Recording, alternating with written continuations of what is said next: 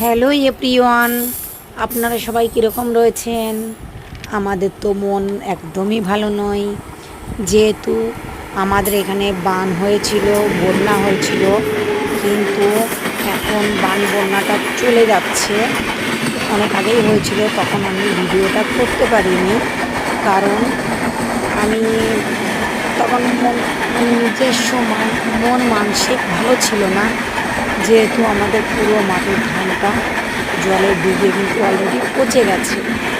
তো যেহেতু আমাদের ধান সব লাগানো কমপ্লিট হয়ে গেছিলো, তো সমস্ত ধান গাছ জলের নিচেই থাকার কারণে কিন্তু গাছগুলো পচে যায়, তার জন্য মন মেজাজটা খুবই খারাপ। তাই এখন রিসেন্টলি কিন্তু জলটা চলে যাচ্ছে, তো এখন মনটা খারাপের মধ্যে তবুও কিন্তু একটা ভিডিও অলরেডি করে ফেললাম, কারণ মানুষের কিন্তু সুখ দুঃখটাই নিয়ে জীবন। সবসময় কিন্তু মানুষের সুখ আসে না, সবসময় মানুষের দুঃখটা আসে না, কিন্তু অধিকাংশই আমি দেখেছি সমান থাকে, সেম থাকে, সুখ দুঃখ সেম টু সেম থাকে, কারণ সুখ দুঃখটা নিয়েই আমাদের সংসার, আর সংসারের মধ্যেই আমাদের জীবন। এই তো হয়, মানুষের সুখের মধ্যেও হাসতে হয়, দুঃখের মধ্যেও হাসতে হয়, কাঁদতেও হয়, হাসতেও হয়।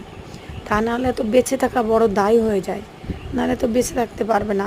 সূর্য যদি না থাকতো তো আমরা থাকতাম না, সূর্য যদি না থাকতো তো বৃষ্টি হতো না, বৃষ্টি যদি না হতো, মানে একটানা 1 মাস ধরে বৃষ্টি হওয়ার কারণে কিন্তু বন্যাটা হয়।